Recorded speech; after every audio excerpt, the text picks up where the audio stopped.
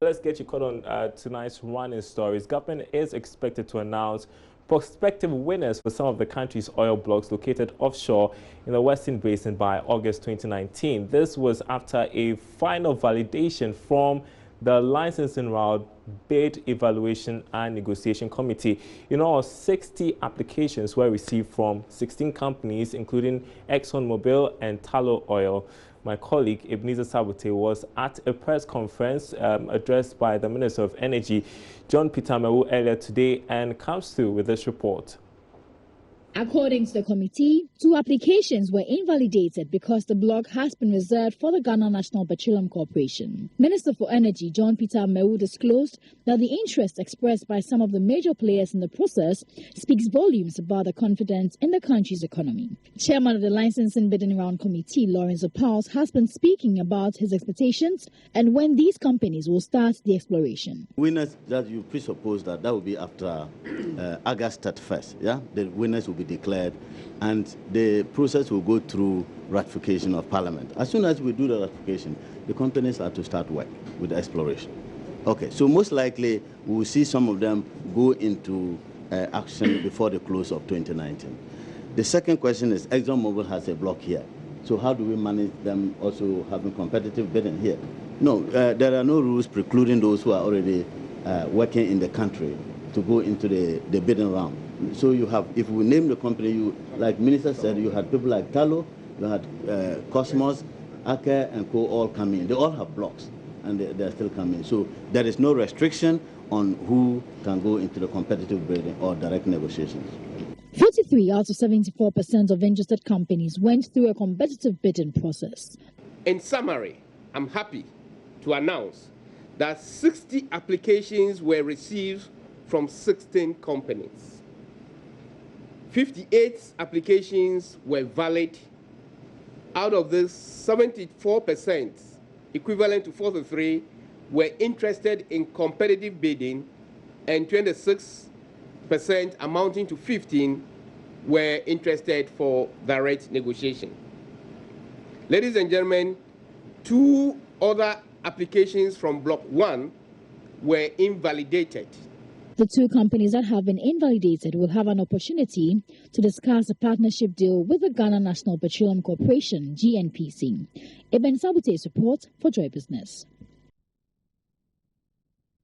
Now, an old underground mine at Ayereso and Abofrem is due for reactivation in the course of 2019. Former Chief Executive of Bulk Oil Storage and Transportation, Alfred Obimboatin, disclosed this at a Deba at Sehiwioso in the Western region. He says official takeover before the end of this month will see the creation of jobs for the teeming youth in the communities.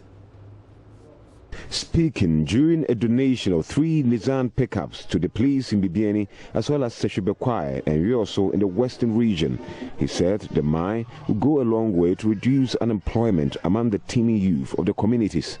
The good news for our youth is that we have brought investors who had acquired the old underground mining at Ayereso and Abofrem. The official takeover is before the end of next month, which is January 2019, and operational activities shall commence in April 2019.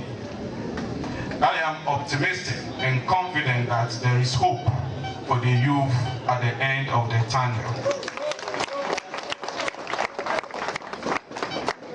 Reporting for JoyNews, Kwesi Deborah.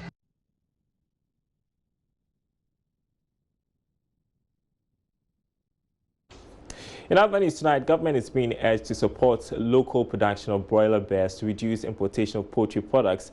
Director of Filial Heart Foundation, Dr. Ernest Kwako, says lack of production materials coupled with high cost of acquisition has led to an increase in prices. Dr. Kwako advocates implementation of the policy that requires importers to source 40% of purchases locally while importing 60%. He says it will boost government's agricultural drive. Government should use everything possible to make sure that it succeeds in rolling out the project that they termed 4060. where 40% of poultry is produced here, only 60% imported. I think if that policy is pursued, then farmers and business people like Akati Farms and Kwon will be able to produce locally to supplement. And there should be enough chicken and eggs for every child. Philia Heart Foundation's flagship program, dubbed Chickenless Chicken at Christmas, feeds less privileged children at Christmas. Over 500 children benefited this year. Yeah, I'm so happy. I don't know what to say. I'm so happy. You can see, beginning with a small number of 50 children, now today we have feasted 500 children. It's getting better and bigger. It's because I had all these wonderful sponsors who were willing to bless these children through my initiative. Host of Obra on Insure FM, Mama Efe Amano, admonished foster homes against maltreating children in their care. Okay, my appeal to the society, especially women, if you are living with somebody who is vulnerable, please don't take advantage. The person can be somebody's wife in the near future. The person can be a queen mother in the near future. Her future is in your hands. Take good care of that little girl, and then in the future, the Lord will bless you and bless your children. Kwesi Deborah reporting.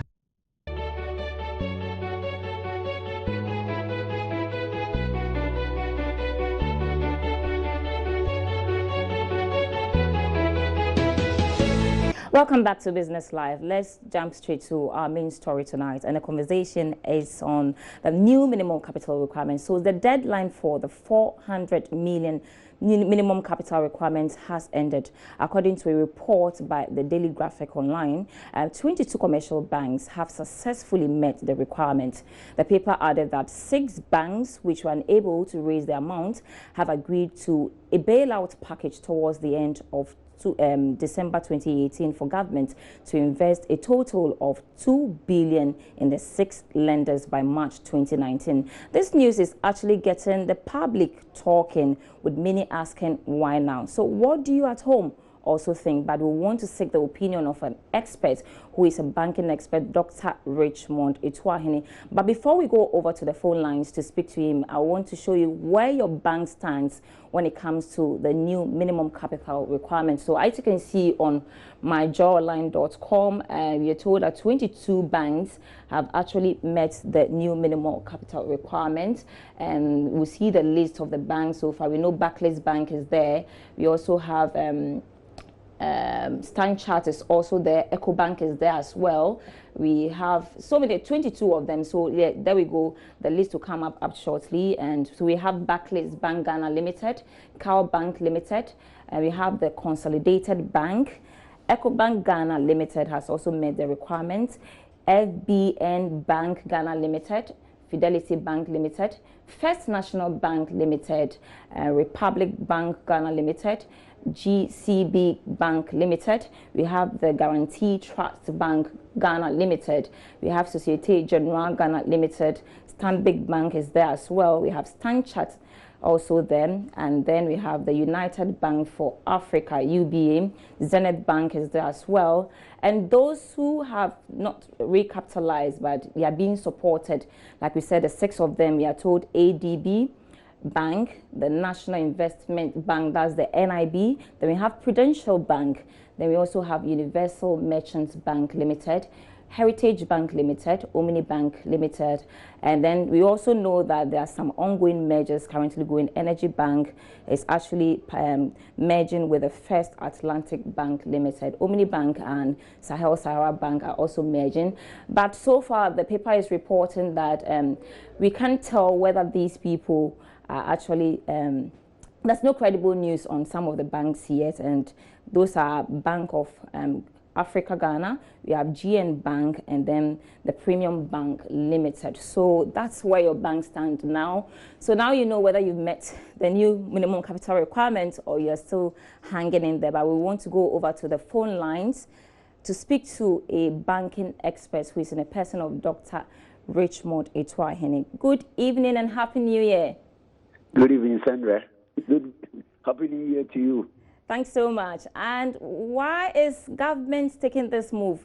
And I'm asking this because in the beginning of the year, a lot of people said they should have come in, and we saw the signs. We knew that some of these banks were not going to meet the new minimum capital requirements. So most critics are saying that if government had come in earlier, it would have stabilized the market.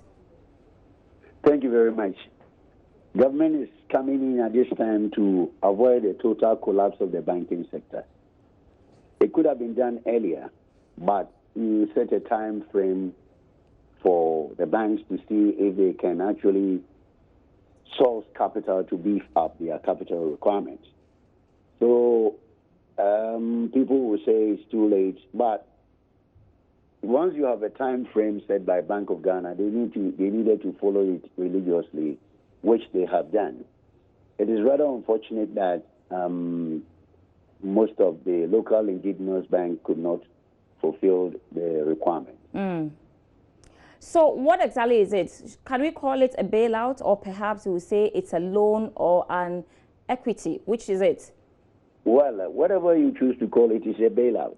We have equity participation as a bailout. Okay. In some jurisdictions, you can have it as a loan, as a bailout, where you pay some fees.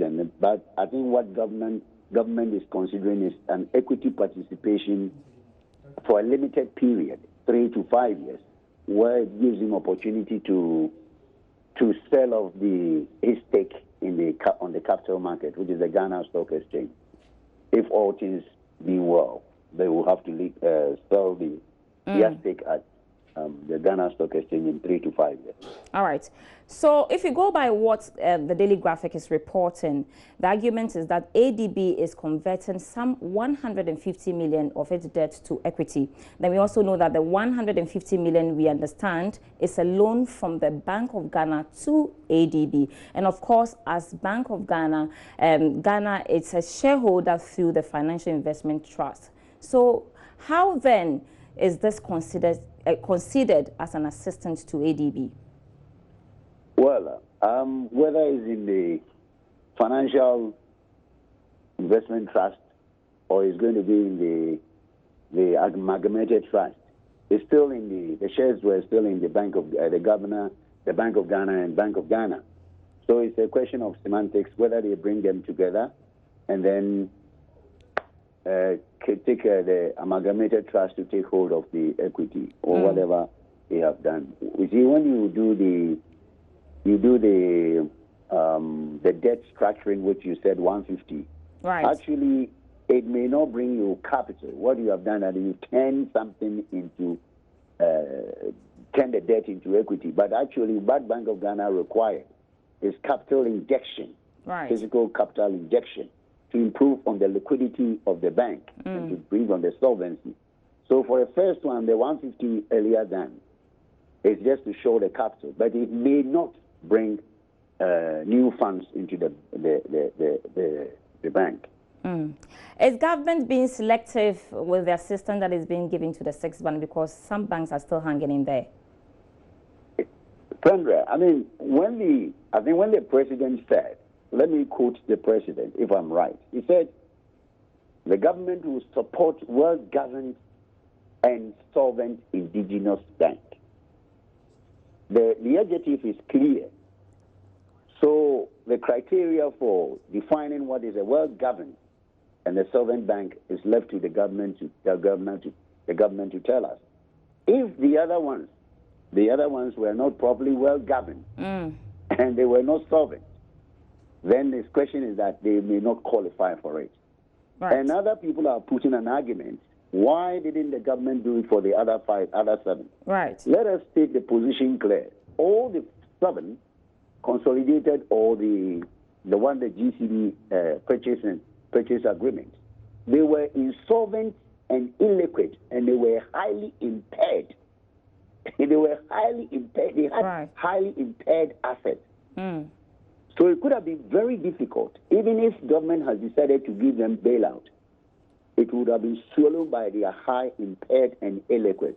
All right. That is why I think either the finance minister or the president said that we will support a well-governed and a solvent bank, but not illiquid bank. We should get it clear. Some of the banks were illiquid.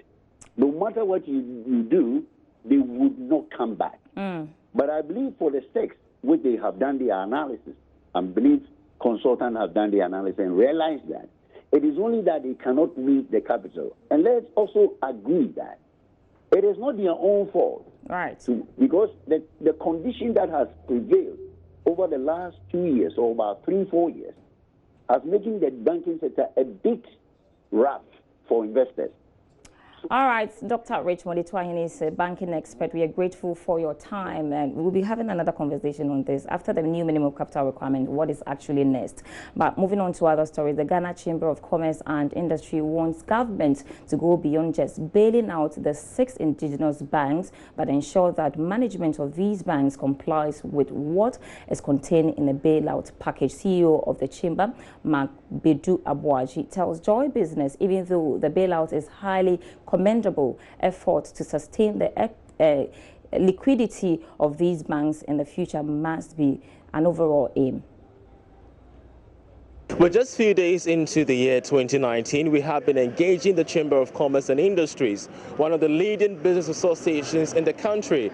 The CEO, for that matter, Mark Bedu Abuaji, his main concern has been 3 particular issues, especially when it comes to the banking industry. We do know that the Bank of Ghana recently did kind of bail out some 6 indigenous banks who were, struggling to meet up with the minimum capital requirement. But according to Mark Bedu Abuaji, it's not just about bailing them out, but as well ensuring that monitoring and supervision is heightened going forward.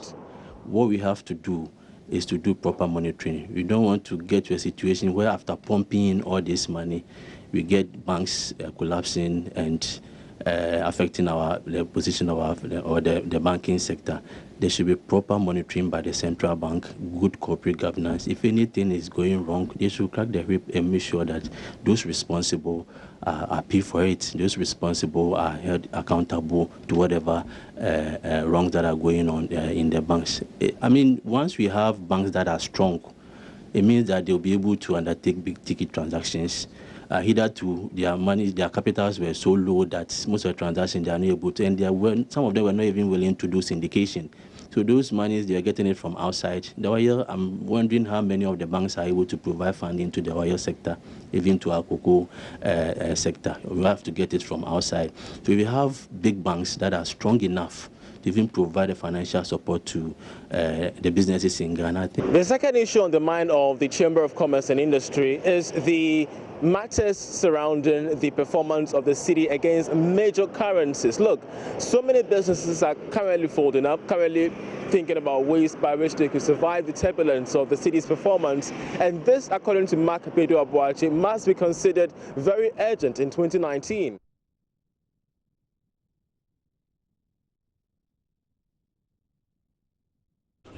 All right, so that's how we wrap up tonight. And the CD issue is a major concern for people in the banking sector. And after the capital requirement is done, what next? If we don't stabilize the CD, we're in for trouble. Plenty more to talk about in 2019. There's more news on our website, myjoyonline.com/business. My name is Daryl. And my name is Sandra Isanoff, and have a great evening.